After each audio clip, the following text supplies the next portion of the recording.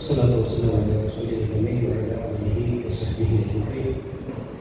إن أريد أن الإصلاح ما استطعت وما توفيقي إلا بالله عليه توكلت وإليه أنيب. رب اشرح لي صدري ويسر لي أمري واحلل عقدة من لساني يفقهوا قولي. أعوذ بالله من الشيطان الرجيم. بسم الله الرحمن الرحيم. وجادلهم بالتي هي أحسن إن ربك هو أعلم بمن ضل عن سبيله وهو أعلم بالمحسنين.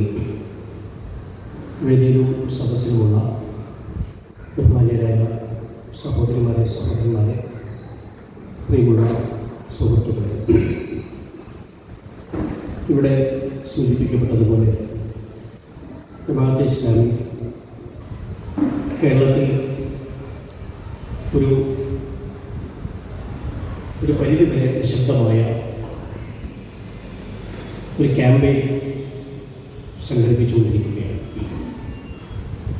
ആ ക്യാമ്പയിനിൻ്റെ ലക്ഷ്യം ജമാഅത്തെ ഇസ്ലാമിയെ പറ്റി ഈ സമീപ കാലഘട്ടങ്ങളിൽ തുടക്കം മുതലേ പറഞ്ഞു വരുന്ന വിമർശനങ്ങളും ഒരിക്കലും ആരും പറയാത്ത വിമർശനങ്ങൾ പോലും ഇന്ന് സമൂഹത്തിൽ വളരെ ഉത്തരവാദിത്തപ്പെട്ട ആളുകളുടെ നാവിൽ നിന്നും വന്നുകൊണ്ടിരിക്കുന്ന ഒരു പശ്ചാത്തലത്തിൽ ഇത് മുഴുവനും കേട്ടുകൊണ്ട് ജനങ്ങൾ മൊത്തം ജമാഅത്തെ ഇസ്ലാമിയെ തെറ്റിദ്ധരിച്ചിരിക്കുന്നു എന്ന തെറ്റിദ്ധാരണ ഒന്നും യഥാർത്ഥത്തിൽ ജമാഅത്ത് പ്രവർത്തകർ വെച്ച് പുലർത്തുന്നില്ല. കാരണം ഈ സമൂഹത്തിൽ ജീവിക്കുന്നവരാണ്, എവിടെയും ജീവിക്കുന്നവരാണ്, ഈ സമൂഹത്തിൽ ഇടപഴകി ജീവിക്കുന്നവരാണ്. എല്ലാ മത വിഭാഗങ്ങളും ഇസ്ലാമിക സമൂഹത്തിലെ എല്ലാവിധ വ്യത്യസ്തമായ പ്രസ്ഥാനങ്ങളും പാർട്ടികളും വ്യത്യസ്തമായ രാഷ്ട്രീയ പ്രസ്ഥാനങ്ങളിലെല്ലാം ഇടപഴകി ജീവിക്കുന്ന ഒരു കമ്മ്യൂണിറ്റിയാണ് കേരളം. കേരളത്തിൻ്റെ ഒരു സവിശേഷതയാണ് ഇന്ത്യയിൽ തന്നെ ഇത്രയും ഇടപഴകി ജീവിക്കുന്ന ഒരു കമ്മ്യൂണിറ്റി നമുക്ക് കാണാൻ കഴിയില്ല. ഉത്തരേന്ത്യയിലേക്ക് പോയാൽ മതങ്ങൾ മതസമുദായങ്ങൾ വേറെ വേറെ, മതത്തിൽ തന്നെ ജാതികൾ വേറെ വേറെ, ഈ രൂപത്തിൽ ഉള്ള ഒരു കമ്പാർട്ട്മെൻ്റലായിട്ട് ജീവിക്കുന്ന ഒരു പ്രത്യേക അവസ്ഥയാണ്. നമ്മുടെ സെഗ്രിഗേഷൻ എന്ന് പറയാറുള്ളത് വേറിട്ട് മാറി നമ്മൾ ജീവിക്കുക, അതൊന്ന് ജീവിക്കുക. പക്ഷേ കേരളത്തിൻ്റെ അവസ്ഥ ഇൻ്റഗ്രേഷനാണ്, സെഗ്രിഗേഷൻ. ഇൻ്റഗ്രേഷൻ എന്ന് വെച്ചാൽ എല്ലാവരും ഇടപഴകി ജീവിക്കുക. അത് ജീവിതത്തിൻ്റെ എല്ലാ തുറകളിലും നമ്മളിപ്പോൾ ഏത് വിദ്യാലയത്തിൽ പോയാലും എല്ലാ കുട്ടികളും, എല്ലാ മതത്തിൽപ്പെട്ട അധ്യാപകരും, എല്ലാ രാഷ്ട്രീയ ദർശനങ്ങളിൽ ഒന്നിയിരിക്കുന്ന അധ്യാപകരും പറയും. ഒരു ഓഫീസിൽ പോയാൽ എല്ലാ സമുദായവും ഉണ്ട്. ആ എല്ലാ സമുദായത്തിലെ എല്ലാ ചിന്താധാരകളെയും പ്രതികരിക്കുന്ന ആളുകളുണ്ട്. ഒരു പ്രദേശത്ത് പോയാൽ എല്ലാവരും ഇടപഴകിയാണ് ജീവിക്കും. ഒരു കല്യാണത്തിന് പോയാൽ എല്ലാവരും പങ്കെടുക്കും. ഒരു ആഘോഷത്തിൽ പോയി എല്ലാവരും പങ്കെടുക്കും. എല്ലാവരും പങ്കെടുക്കാത്ത ഒരേ ഒരു മേഖല ദേവാലയങ്ങളുടെ ഉള്ളിലെ പ്രാർത്ഥനകൾ മാത്രമേ ഉള്ളൂ എന്നാണ് ഞാൻ മനസ്സിലാക്കുന്നത്. ഇപ്പോൾ വെള്ളിയാഴ്ച പ്രാർത്ഥനകളാണെങ്കിൽ അവിടെ പ്രാർത്ഥനകളിൽ മുസ്ലിങ്ങൾ മാത്രമേ ഉണ്ടാവുകയുള്ളൂ. ഞായറാഴ്ച പ്രാർത്ഥനയാണെങ്കിൽ ക്രിസ്ത്യാനികൾ മാത്രമേ ഉണ്ടാവുകയുള്ളൂ. ക്ഷേത്രങ്ങളിലാണെങ്കിൽ അത് വിളിച്ച് നിർത്തിക്കഴിഞ്ഞാൽ ബാക്കിയുള്ള മിക്കവാറും സാമൂഹിക ജീവിതത്തിൻ്റെ, പൊതുജീവിതത്തിൻ്റെ എല്ലാ മേഖലകളിലും എല്ലാവരുമായി ഇടപഴകി ജീവിക്കുമ്പോൾ എല്ലാവർക്കും എല്ലാവരെ പറ്റിയും നന്നായി അറിയാം. ആ അറിവ് എന്ന് പറയുന്നത് നമ്മൾ പറഞ്ഞു കൊടുത്തത് കൊണ്ടോ നമ്മളെപ്പറ്റി മറ്റുള്ളവർ പറഞ്ഞു തന്നത് കേട്ടുകൊണ്ടോ പോലുമല്ല. നമ്മൾ ഇടപെടുമ്പോൾ നമ്മളെപ്പറ്റി ഓരോരുത്തരും സ്വയം വിലയിരുത്തുകയാണ്. എനിക്ക് അസീസാരിനെ പറ്റി എൻ്റെ അയൽവാസിയാണെങ്കിൽ അദ്ദേഹത്തെ പറ്റി ഉണ്ടാകുന്ന ധാരണ ആരോ ഒന്ന് പറയുന്നത് കേട്ടുകൊണ്ടോ, അല്ലെങ്കിൽ അദ്ദേഹം ഉൾക്കൊള്ളുന്ന പ്രസ്ഥാനത്തെ പറ്റി ആരോ പ്രസംഗിക്കുന്നത് കേട്ടുകൊണ്ടോ അല്ല. ഞാൻ അദ്ദേഹത്തെ കണ്ടുകൊണ്ടിരിക്കുകയാണ്, ഞാൻ അദ്ദേഹത്തെ അനുഭവിച്ചുകൊണ്ടിരിക്കുകയാണ്. അപ്പോൾ സ്വാഭാവികമായും അദ്ദേഹം ഒരു വർഗീയവാദിയാണോ എന്ന് 30-40 വർഷം അടുത്ത് ജീവിക്കുന്ന ഒരു വ്യക്തിക്ക് നന്നായി അറിയാം. അദ്ദേഹം വർഗീയവാദിയാണോ, അല്ലെങ്കിൽ അദ്ദേഹം ഒരു ഭീകരവാദിയാണോ, അല്ലെങ്കിൽ അദ്ദേഹം ഒരു തീവ്രവാദിയാണോ. അദ്ദേഹമാകുന്ന ഞാൻ, അദ്ദേഹം എന്ന് വെച്ചാൽ അദ്ദേഹം അല്ലെങ്കിൽ ഞാൻ ഒരു തീവ്രവാദിയാണോ. ഇത് ആരെങ്കിലും പ്രസംഗിക്കുന്നത് കൊണ്ടോ, ആരെങ്കിലും ലേഖനങ്ങൾ എഴുതുന്നത് കൊണ്ടോ, ആരെങ്കിലും പത്രസമ്മേളനത്തിൽ വിളിച്ചു പറയുന്നത് കൊണ്ടോ, ആരെങ്കിലും ഇലക്ഷൻ ക്യാമ്പയിനിൽ ആവർത്തിച്ച് പറയുന്നത് കൊണ്ടോ ഒന്നും നമ്മുടെ നേർക്ക് നേരുടെ അനുഭവ യാഥാർത്ഥ്യത്തെ നമുക്ക് വിസ്മരിക്കാൻ കഴിയും. അതുകൊണ്ടാണ് പ്രിയപ്പെട്ട സുഹൃത്തുക്കളെ കേരളം ഇനിയും വർഗീയവൽക്കരിക്കപ്പെടാത്തത്. കേരളം ഇനിയും വർഗീയവൽക്കരിക്കപ്പെട്ടിട്ടില്ല. അതിന് ഏറ്റവും നല്ല ഉദാഹരണമാണ് കഴിഞ്ഞ പഞ്ചായത്ത് തെരഞ്ഞെടുപ്പിൽ സംഘപരിവാറിൻ്റെ രാഷ്ട്രീയ പ്രസ്ഥാനത്തിൽ വോട്ട് വിഹിതം 5% കുറയുകയാണ് ചെയ്തത്. കഴിഞ്ഞ പാർലമെൻറ്റ് തെരഞ്ഞെടുപ്പിൽ 20% വോട്ട് കിട്ടിയത് അവർക്ക് 14.71 എന്ന് വെച്ചാൽ 4.4% വോട്ട് അവർക്ക് കുറയുകയാണ് ചെയ്തത്. അവർ തന്നെ വിലയിരുത്തുന്നു അവർക്ക് ക്രൈസ്തവ സമൂഹത്തിൻ്റെ വോട്ട് കിട്ടിയിട്ടില്ല, ഹൈന്ദവ സമൂഹത്തിൻ്റെ വോട്ട് വ്യാപകമായി കിട്ടിയിട്ടില്ല. എന്ന് വെച്ചാൽ ഈ ഒരു വർഗീയമായ പശ്ചാത്തലത്തിൽ അത്തരം വോട്ടുകൾ വ്യാപകമായി കിട്ടും എന്ന് പ്രതീക്ഷിക്കും. പക്ഷേ വിലയിരുത്തൽ അവർക്ക് കിട്ടിയിട്ടില്ല എന്ന് വെച്ചാൽ കേരളം ആ അർത്ഥത്തിൽ വർഗീയവൽക്കരിക്കപ്പെട്ടിട്ടില്ല. വൻതോതിൽ അവർക്ക് മുമ്പോട്ട് പോകാനും കഴിഞ്ഞിട്ടില്ല. അപ്പോൾ ഇത് നമുക്ക് മനസ്സിലാക്കേണ്ട ഒരു കാര്യമാണ്. ജനങ്ങൾ കാര്യങ്ങൾ മനസ്സിലാക്കുന്നത് അവനവൻ്റെ അനുഭവത്തിൽ നിന്നാണ്. അങ്ങനെ അനുഭവിക്കാൻ പറ്റുന്ന രൂപത്തിൽ ഇടപഴകിയാണ് അയൽവക്കങ്ങളായി ജീവിക്കുന്നു. അയൽവാസികളെ പറ്റി നിങ്ങൾക്ക് നിങ്ങളുടെ അയൽവാസിയെ സുഹൃത്തിന് നിങ്ങൾക്ക് മാറ്റാം, അയൽവാസി നിങ്ങൾക്ക് മാറ്റാൻ കഴിയില്ല. നമുക്ക് വേണമെങ്കിൽ ഇന്ത്യയെ സുഹൃത്ത് രാജ്യത്തു നിന്ന് മാറ്റിയിട്ട് അമേരിക്കയെ സുഹൃത്ത് രാജ്യമാക്കി മാറ്റാം. പക്ഷേ അമേരിക്കയെ അയൽരാജ്യമാക്കി മാറ്റാൻ നമുക്ക് കഴിയില്ല. അയൽരാജ്യം പാകിസ്ഥാനും ബംഗ്ലാദേശും തന്നെയായിരിക്കും, നമുക്ക് മാറ്റാൻ കഴിയില്ല. അയൽവാസിയെ നമുക്ക് മാറ്റാൻ കഴിയില്ല. അപ്പോൾ അയൽവാസി എന്ന് പറയുന്നത് നമുക്ക് മനസ്സിലാക്കേണ്ട പ്രധാനപ്പെട്ട അവസരമാണ്. സഹപ്രവർത്തകൻ എന്ന് പറയുന്നത് നമുക്കൊരു വ്യക്തിയെ മനസ്സിലാക്കാൻ നല്ല ഒരു അവസരമാണ്. സഹപാഠി എന്ന് പറയുന്നത് നമുക്കൊരു വ്യക്തിയെ മനസ്സിലാക്കാൻ നല്ല അവസരമാണ്. സഹജീവി എന്ന് പറയുന്നത് നമുക്ക് നല്ല അവസരമാണ്. ഈ അനുഭവത്തിൽ നിന്നുമാണ് നമ്മൾ കേരളത്തിൽ ജനങ്ങൾ യാഥാർത്ഥ്യങ്ങൾ മനസ്സിലാക്കുന്നത് കൊണ്ടാണ് അതിശക്തമായ വർഗീയ ക്യാമ്പയിൻ ഈ കഴിഞ്ഞ പഞ്ചായത്ത് തെരഞ്ഞെടുപ്പിൻ്റെ പശ്ചാത്തലത്തിൽ കേരളത്തിൽ ഉയർന്നു വന്നിട്ടും ആ വർഗീയ ക്യാമ്പയിന് 2 മുഖമുണ്ടായിരുന്നു. ഒന്ന് മുസ്ലിം സമുദായത്തിനെതിരെയുള്ള ക്യാമ്പയിൻ, നമുക്ക് പറയാം. ഞാൻ അതിൻ്റെ വിശദാംശങ്ങളിലേക്ക് കടക്കാൻ ഉദ്ദേശിക്കും. മറ്റൊന്ന് ജമാഅത്തെ ഇസ്ലാമിയെ ആട്ടക്കുടിയാക്കി നിർത്തിക്കൊണ്ടുള്ള ഈ ഇരട്ട മുഖമുള്ള വർഗീയ ക്യാമ്പയിനാണ് കേരളത്തിൽ നടന്നത്. ആ വർഗീയ ക്യാമ്പയിന് നേതൃത്വം നൽകിയവർ ആരാണെന്ന് നമുക്ക് എല്ലാവർക്കും അറിയാം. ആൾ പറയാൻ മടിയുണ്ടായിട്ടൊന്നുമില്ല, പിന്നീട് വിശദീകരിക്കുമ്പോൾ വേണമെങ്കിൽ പറയാം. ഞാനൊരു തുടക്കമെന്ന് എനിക്ക് പറയാം. അതിശക്തമായ വർഗീയ ക്യാമ്പയിൻ മുസ്ലിം സമൂഹത്തിനും ഇസ്ലാമിനും എതിരെ ഒരു ഭാഗത്ത്, മറുഭാഗത്ത് ജമാഅത്തെ ഇസ്ലാമിക്കെതിരെ മറുഭാഗത്ത് നടത്തുകയും അവസാനം ജമാഅത്തെ ഇസ്ലാമി വർഗീയ കലാപത്തിൽ പങ്കെടുത്തു എന്നുവരെ ഇന്നേ വരെ ആരും ഉന്നയിച്ചിട്ടില്ലാത്ത ഒരു ആരോപണം, ഇന്നേ വരെ ആരും ഉന്നയിച്ചിട്ടില്ലാത്ത ഒരു ആരോപണം. ജമാഅത്തിൻ്റെ ആഭിമുഖ്യത്തിലുള്ള ഒരു ചാനലുമായി ബന്ധപ്പെട്ട് സുപ്രീം കോടതിയിൽ വന്ന കേസിൽ ഒരു രഹസ്യ കവർ എന്നത് നിങ്ങൾ കേട്ടിട്ടുണ്ടാവും.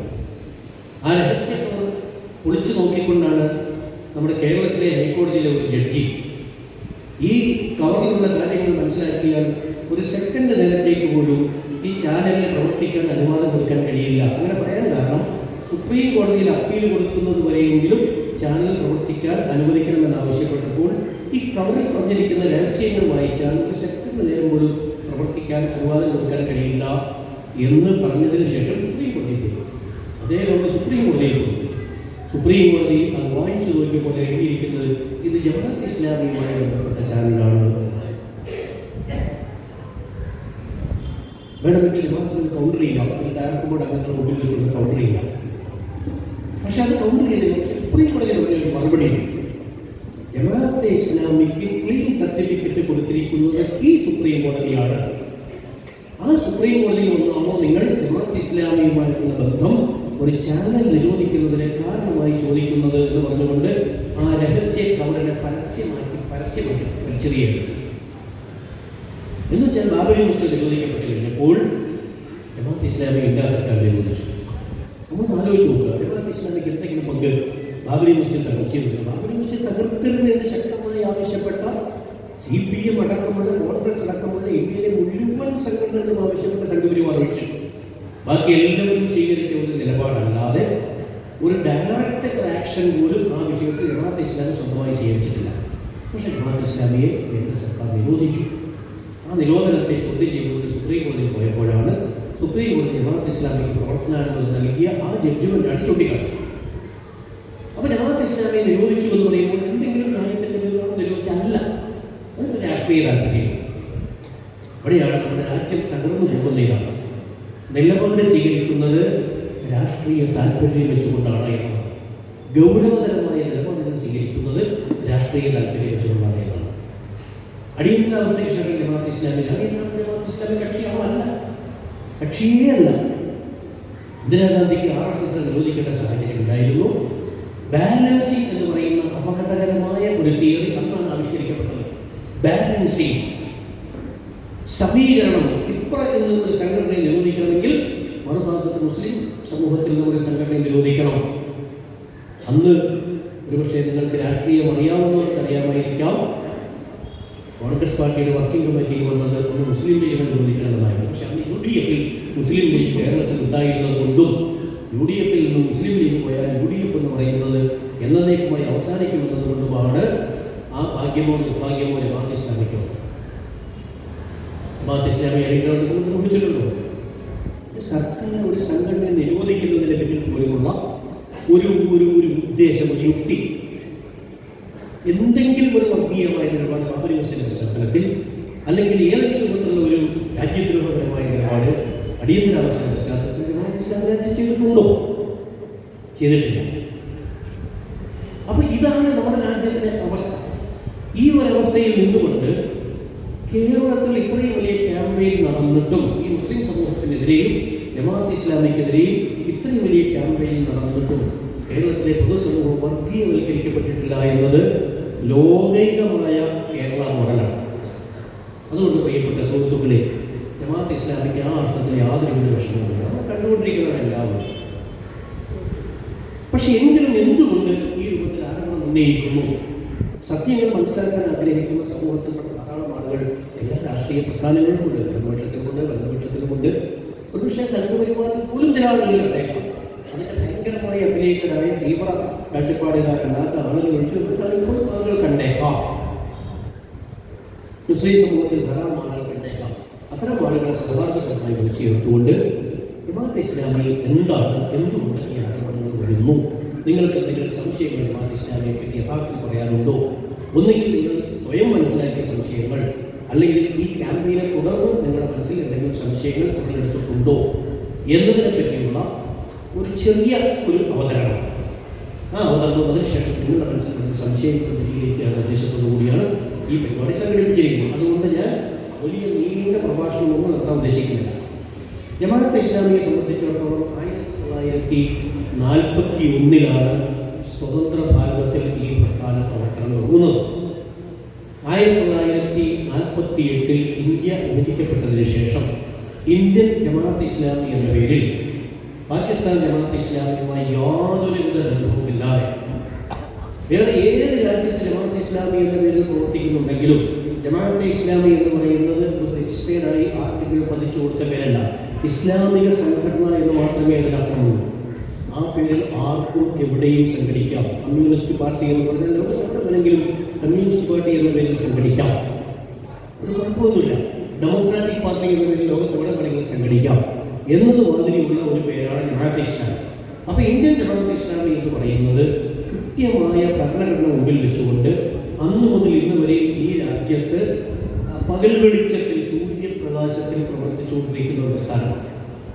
ഒരു പ്രസിദ്ധമായ ചൊല്ലുണ്ട് ലൈലുഹ കനഹാരിഹ, അതിൻ്റെ രാത്രിയും പകൽ പോലെയാണ് എന്നാണ്.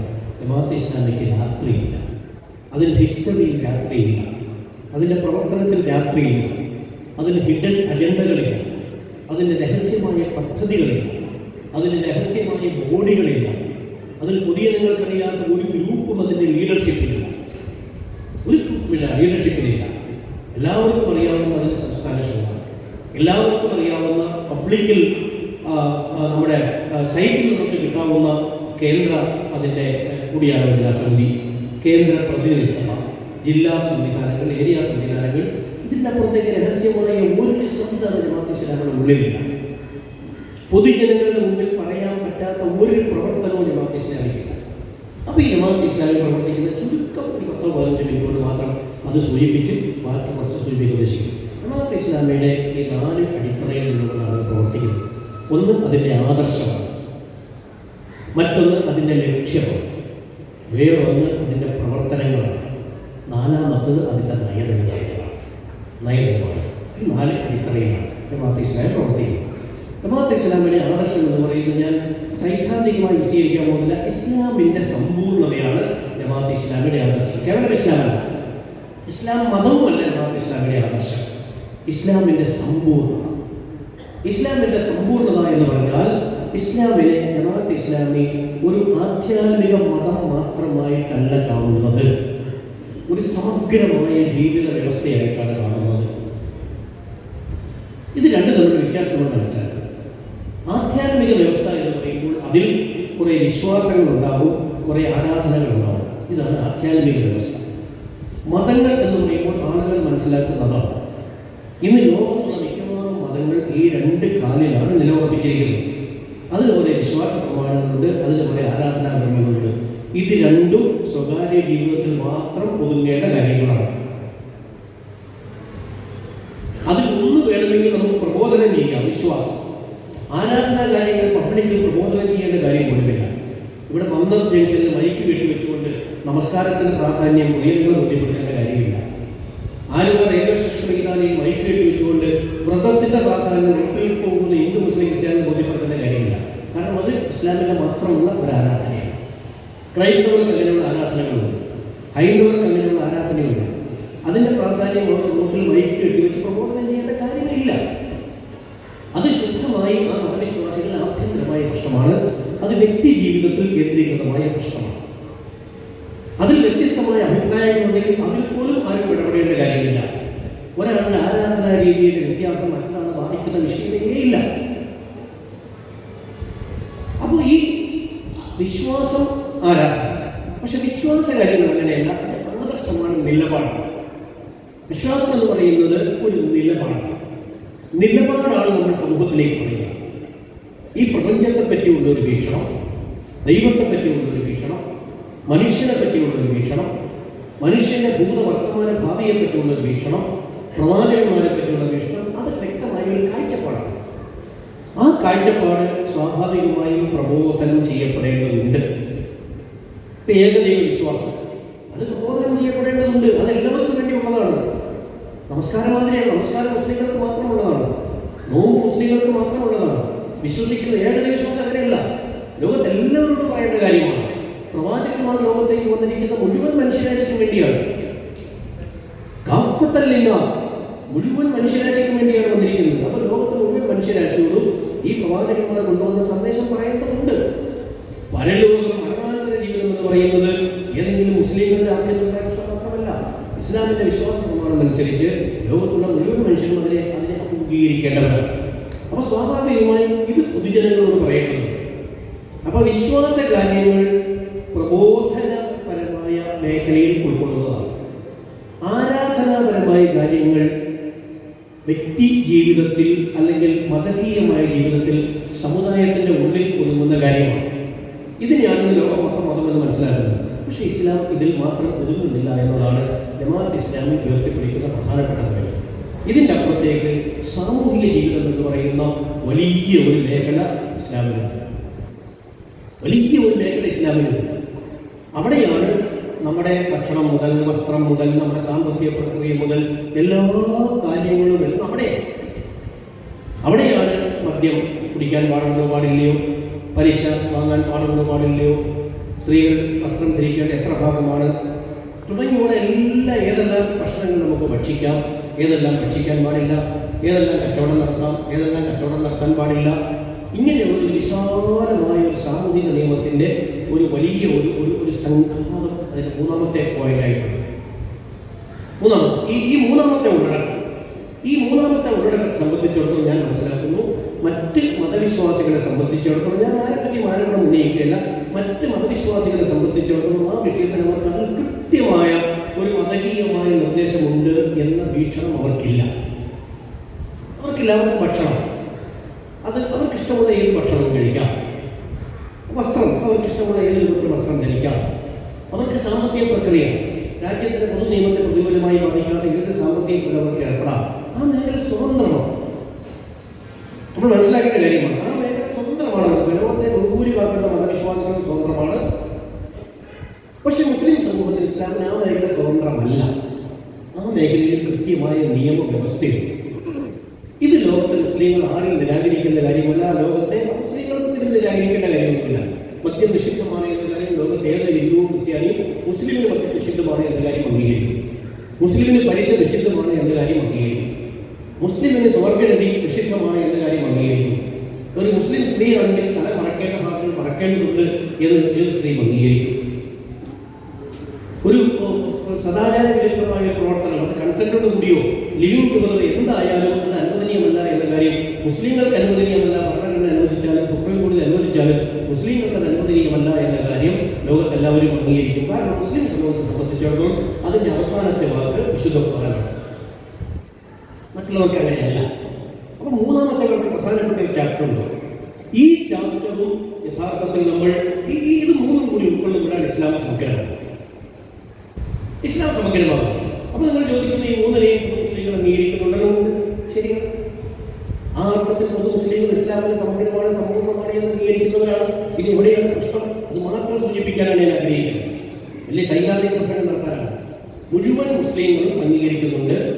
വിശ്വാസപരമായ കാര്യങ്ങൾ അത് ഇസ്ലാമിലുണ്ട്, ആരാധനാപരമായ കാര്യങ്ങൾ ഇസ്ലാമിലുണ്ട്, സാമൂഹികമായ കാര്യങ്ങൾ ഇസ്ലാമിലുണ്ട്, ആദർശപരമായ കാര്യങ്ങൾ പൊതുസമൂഹത്തിൽ പറയേണ്ടതാണ്, ആരാധനാപരമായ കാര്യങ്ങൾ പൊതുസമൂഹത്തിൽ പറയേണ്ടതല്ല, സാമൂഹികമായ കാര്യങ്ങൾ എന്ത് നിലപാട് സ്വീകരിക്കണം. ഇവിടെയാണ് പ്രശ്നം. ഈ സാമൂഹികമായ നിയമങ്ങൾ ആരാധനാ നിയമങ്ങളെ പോലെ വ്യക്തി ജീവിതത്തിൽ മാത്രം പാലിച്ച് മുമ്പോട്ട് പോയാൽ മതിയോ, അതോ അതിൽ അധിഷ്ഠിതമായ നിലപാടുകൾ സ്വീകരിക്കേണ്ടതുണ്ടോ? ആ നിലപാടാണ് രാഷ്ട്രീയം. ഒറ്റ വാക്കിൽ പറഞ്ഞാൽ ആരാധനയുമായി ബന്ധപ്പെട്ട നല്ല രാഷ്ട്രീയം, വിശ്വാസവുമായി ബന്ധപ്പെട്ട നല്ല രാഷ്ട്രീയം. ഈ മൂന്നാമത്തെ പറയുന്ന സാമൂഹിക രംഗം മദ്യം ഉദാഹരണം. മദ്യം നിഷിദ്ധമാണ്. ഇത് ഒരു മുസ്ലിം സ്വയം മദ്യം കഴിക്കാതിരുന്നാൽ മാത്രം മതിയോ, അതോ ഈ സമൂഹത്തിൽ മദ്യത്തിനെതിരെയുള്ള ഒരു ക്യാമ്പയിൻ നടത്തണോ? മദ്യം മുസ്ലിങ്ങൾക്ക് മാത്രം ദോഷകരമാണോ? അല്ല, മുഴുവൻ മനുഷ്യർക്കും ദോഷകരമാണ്. അപ്പോൾ സ്വാഭാവികമായി പൊതുസമൂഹത്തിൽ മദ്യത്തിനെതിരെ നിലപാട് സ്വീകരിക്കേണ്ടി വരും. മദ്യത്തിനെതിരെ പ്രബോധനം നടത്തേണ്ടി വരും, ബോധവൽക്കരണം നടത്തേണ്ടി വരും. മാത്രമല്ല മദ്യാധിഷ്ഠിതമായ രാഷ്ട്രീയ നിലപാട് സ്വീകരിക്കേണ്ടി വരും. രാഷ്ട്രീയം എന്ന് പറയുന്നത് മദ്യം ഈ രാജ്യത്ത് വേണോ വേണ്ടയോ, അതാണ് പൊളിറ്റിക്സ് എന്ന് പറയുന്നത്. ഒരു മുസ്ലിം മദ്യം കുടിക്കണോ വേണ്ടയോ എന്നത് അത് മുസ്ലിമിന്റെ മത നിയമമാണ്. ഈ രാജ്യത്ത് മദ്യം വ്യാപിപ്പിക്കണോ വേണ്ടയോ എന്ന വിഷയം വരുമ്പോൾ ഒരു മുസ്ലിം ആ വിഷയത്തിൽ എന്ത് നിലപാട് സ്വീകരിക്കണം? അവന്റെ ആദർശാധിഷ്ഠിതമായ നിലപാട് സ്വീകരിക്കണോ, അതോ അവന് സ്വതന്ത്രമായ നിലപാട് സ്വീകരിക്കാമോ എന്ന ഒറ്റ ചോദ്യമേ ജമാഅത്ത് ഇസ്ലാമി ചോദിക്കുന്നുള്ളൂ. ഒരു മുസ്ലിം അടിയുറച്ച് വിശ്വസിക്കുന്നു മദ്യം നിഷിദ്ധമാണ്. അവൻ അടിയുറച്ച് വിശ്വസിക്കുന്നു മദ്യം സകല തിന്മകളിലും മാതാവാണ്. അവൻ അടിയുറച്ച് വിശ്വസിക്കുന്നത് എല്ലാ മനുഷ്യർക്കും നിഷിദ്ധമാണ്. ഇതെല്ലാവർക്കും അപകടം ഉണ്ടാക്കുന്നതാണ്. അവരുടെ കുടുംബത്തെ തകർക്കും, ആരോഗ്യത്തെ തകർക്കും, സമൂഹത്തെ തകർക്കും. അതുകൊണ്ട് ഇതിനെതിരെ പ്രസംഗിക്കുന്നവരെ അവർ അംഗീകരിക്കുന്നത് മദ്യത്തിനെതിരെ ക്യാമ്പയിൻ നടത്താൻ പ്രസംഗിക്കാം. പക്ഷേ അതിൻ്റെ അപ്പുറത്തേക്ക് ഒരു പൊളിറ്റിക്കൽ നിലപാടുമായി ബന്ധപ്പെട്ട് ഈ മദ്യത്തിനോടുള്ള ഈ സമീപനം എന്ന് പറയുന്നത് ഒരു പൊളിറ്റിക്കൽ നിലപാടായി മാറേണ്ടതുണ്ടോ? അങ്ങനെ മാറേണ്ടതുണ്ട് എങ്കിൽ ആ മദ്യത്തെ യഥേഷ്ടം സപ്പോർട്ട് ചെയ്യുന്ന ഒരു രാഷ്ട്രീയ പ്രസ്ഥാനത്തിൽ ചേർന്ന് ആ രാഷ്ട്രീയ പ്രസ്ഥാനത്തിന് മദ്യത്തിനെ പ്രോത്സാഹിപ്പിക്കുന്ന നിലപാടിനെ ഒരു യഥാർത്ഥ മുസ്ലിമിന് പിന്താങ്ങാൻ കഴിയുമോ എന്ന നിർണായകമായ ചോദ്യമാണ് ജമാഅത്ത് ഇസ്ലാമി ഉന്നയിക്കുന്നത്.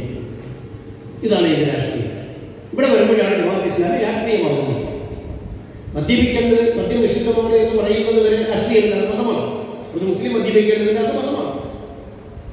മുസ്ലിം സമൂഹങ്ങളിൽ പുറത്ത് മദ്യത്തിനെതിരെ ക്യാമ്പയിൻ നടത്തുകയാണെങ്കിൽ അതൊരു ഒരു സോഷ്യൽ എൻഗേജ്മെന്റ് ആണ്, ഒരു സാമൂഹിക പ്രവർത്തനമാണ്. മദ്യത്തിനെതിരെ പ്രസംഗിക്കുന്നു, നോട്ടീസ് ഒട്ടിക്കുന്നു. നമ്മുടെ പഴയ മെമ്പർ സാർ ഉണ്ടായിരുന്നു, അദ്ദേഹമാണ് വലിയ മദ്യവിരുദ്ധ പ്രവർത്തകനായിരുന്നു. ഒരു സാമൂഹിക പ്രവർത്തനമാണ്.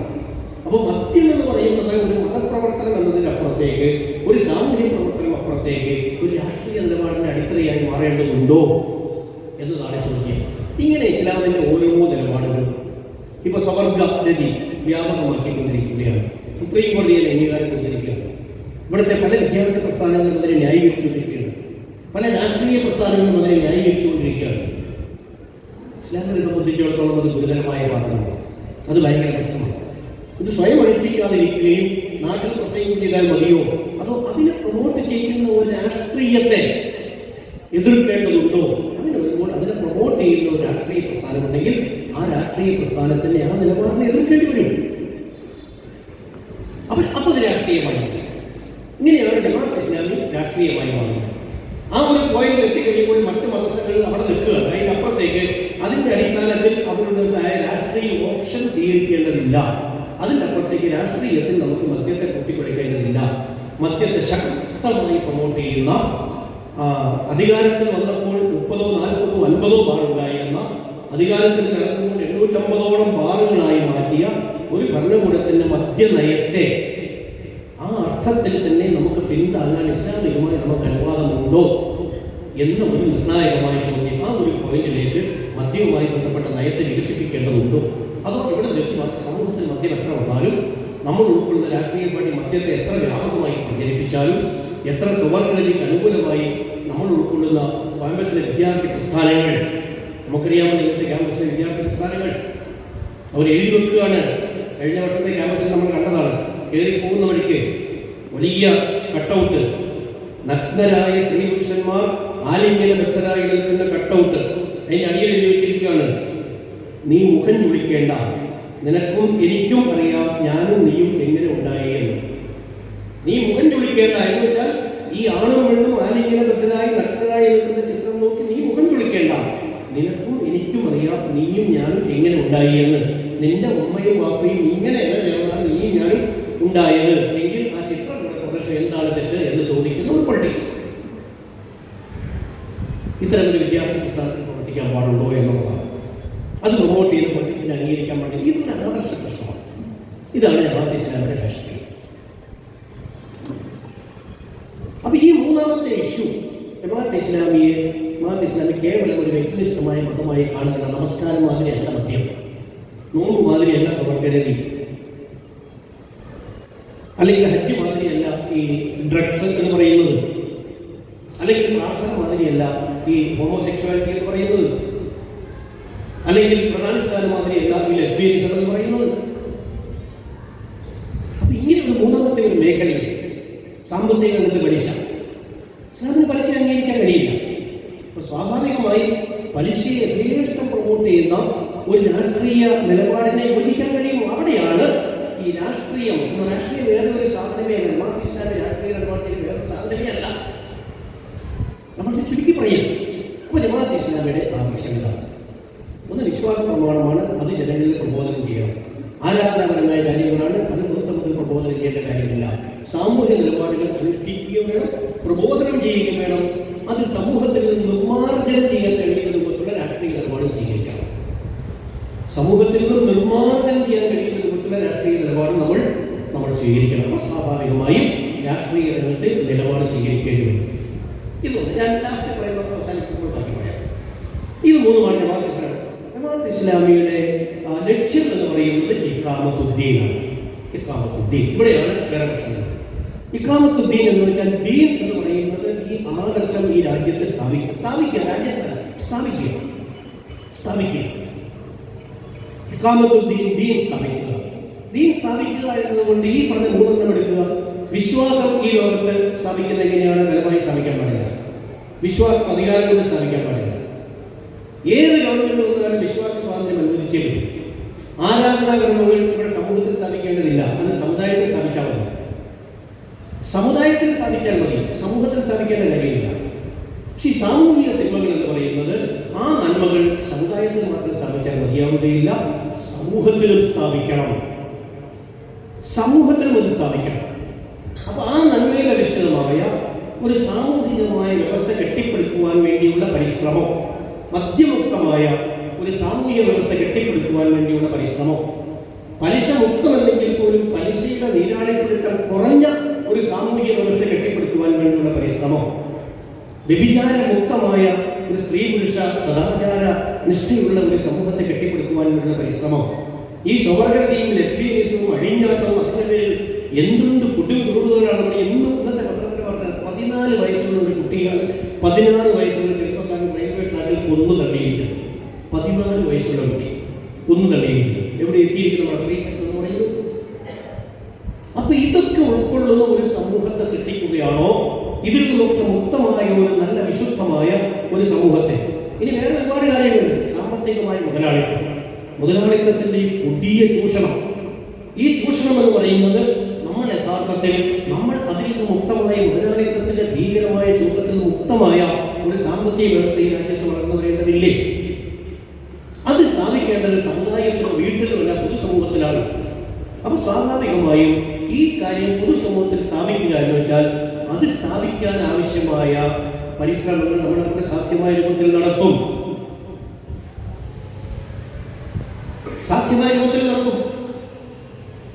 അതിനാവശ്യമായ ക്യാമ്പയിൻ നടത്തും, അതിനാവശ്യമായ സമ്മർദ്ദം ചെലുത്തും. ഇതിന്റെ അപ്പുറത്തേക്ക് ബലമായി അതിന്റെ അടിസ്ഥാനത്തിൽ ഒരു രാഷ്ട്രീയ ക്രമം ഈ രാജ്യം സ്ഥാപിക്കാൻ വേണ്ടി ജമാഅത്ത് ഇസ്ലാമി ഇറങ്ങി പുറപ്പെട്ടിട്ടുണ്ടോ എന്നുള്ളതാണ്. കാരണം ഞാൻ പറയാൻ ജമാഅത്ത് ഇസ്ലാമത്തിന് ഉയർന്നു പ്രധാനപ്പെട്ട ആരോപണം മതരാഷ്ട്രവാദികളെന്നാണ്. മതരാഷ്ട്രം സ്ഥാപിക്കുക, ഒരു മദ്യമുക്തമായ രാജ്യം എന്ന് പറയുന്ന മതരാജ്യമാണ്. പലിശ കുറഞ്ഞ ഒരു രാജ്യം എന്ന് പറയുന്നത് മതരാജ്യമാണ്. സദാചാര വിശുദ്ധിയുള്ള ഒരു രാജ്യമെന്ന് മതരാജ്യമാണ്. എല്ലാവരും മുസ്ലിങ്ങളാകണമെന്ന് നിർബന്ധിച്ചാൽ അത് മതരാജ്യമാണ്. എല്ലാവരും ക്രിസ്ത്യാനികളാകണമെന്ന് ക്ഷണിച്ചാൽ അത് മതരാജ്യമാണ്. എല്ലാവരും മുസ്ലിങ്ങൾ പ്രാർത്ഥിക്കുന്നവരെ പ്രാർത്ഥിക്കണമെന്ന് ക്ഷണിച്ചാൽ അത് മതരാജ്യമാണ്. ഇതല്ല, ഇതൊരു സാമൂഹികമായ ഒരു വിശുദ്ധമായ ഒരു സമൂഹം കെട്ടിപ്പടുക്കണമെന്നുള്ള ഒരു നിലപാട് സ്വീകരിക്കുകയാണ്. ആ നിലപാട് പോലും അതിന്റെ അടിസ്ഥാനത്തിൽ ഇവിടെ ഒരു രാഷ്ട്രം കെട്ടിപ്പടുക്കുക എന്നതല്ല, നിലവിലുള്ള രാജ്യത്തിൽ ആ തിന്മകൾ കുറച്ചുകൊണ്ടുവരിക എന്നതാണ്. പ്രത്യേകത മനസ്സിലാക്കണം. ഈ രാജ്യത്തെ മൊത്തം മദ്യരഹിതമായ ഒരു രാജ്യമാക്കി മാറ്റി കെട്ടിപ്പടുക്കുക എന്നത് പ്രായോഗികമായ കാര്യമല്ല. പരമാവധി മദ്യം കുറച്ചുകൊണ്ടുവരിക, പരമാവധി സദാചാര വിശുദ്ധമായി കുറച്ചുകൊണ്ടുവരിക, ഇത് എങ്ങനെയാണ് മതരാഷ്ട്രം നിരന്തരമായി ഉന്നയിക്കാൻ മതരാഷ്ട്രവാദികൾ ഒന്ന് ആലോചിച്ച് നോക്കുക. ഇതെങ്ങനെയാണ് മതരാഷ്ട്രം? പരമാവധി മാർഗങ്ങൾ കുറയ്ക്കണമെന്ന് പറയുന്ന മതരാഷ്ട്രമാണ്. പരമാവധി പലിശ കുറയ്ക്കണം, ജപ്തി കുറയ്ക്കണം, ഈ സാധുക്കളെ ഈ രൂപത്തിൽ ആത്മഹത്യക്ക് പ്രേരിപ്പിക്കരുത് എന്ന് പറയുന്ന മതരാഷ്ട്രമാണ്. ഇതിന്റെ അപ്പുറത്തേക്ക് ജമാഅത്ത് ഇസ്ലാമി എന്ത് മതരാഷ്ട്രമാണ് ഈ രാജ്യത്ത് പറയുന്നത്? നിരന്തരമായി പറയുകയാണ് ജമാഅത്ത് ഇസ്ലാമി മതരാഷ്ട്രവാദികളല്ല. ജമാഅത്ത് ഇസ്ലാമി അങ്ങനെ ഈ രാജ്യത്ത് മതരാഷ്ട്രമാക്കാൻ ആവശ്യപ്പെട്ടിട്ടേ ഇല്ല. മതരാഷ്ട്രമാകണമെങ്കിൽ ആദ്യം പറഞ്ഞ ഒന്നും രണ്ടും കാര്യങ്ങൾ ഈ രാജ്യത്ത് നടപ്പാക്കിയാലാണ് മതരാഷ്ട്രമാകുക. ഇസ്ലാമിന്റെ വിശ്വാസ പ്രമാണം രാജ്യത്തെ കർശനമായി നടപ്പാക്കണം, ഏകദൈവ വിശ്വാസം രാജ്യത്തെ ഗവൺമെന്റ് നടപ്പാക്കണം എന്നാവശ്യപ്പെട്ടാൽ അത് മതരാഷ്ട്രമാണ്.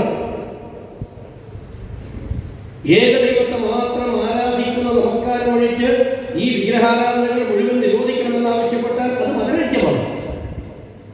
ഈ രാജ്യത്ത് മദ്യം നിരോധിക്കണമെന്ന് ആവശ്യപ്പെട്ടാൽ മതരാഷ്ട്രമാണോ? അത് എവിടെയാണ് ചോദ്യം?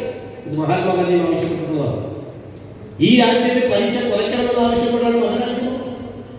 ഈ രാജ്യത്ത് സദാചാരം വേണമെന്ന് ആവശ്യപ്പെട്ടാൽ മതരാജ്യമാണോ?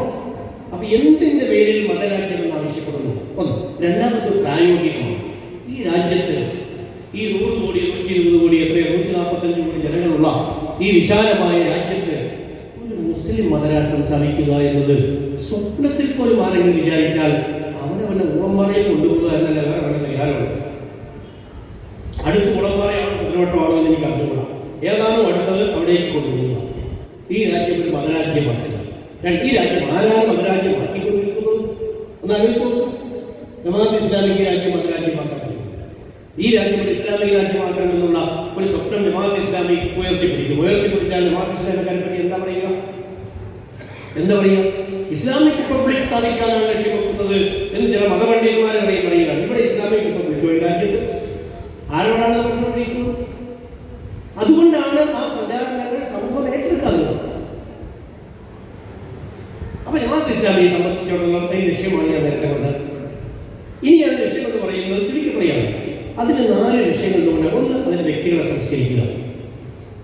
രണ്ടാമത്തത് സമൂഹത്തെ അധാർമികതകളിൽ നിന്നും രക്ഷപ്പെടുത്തുക.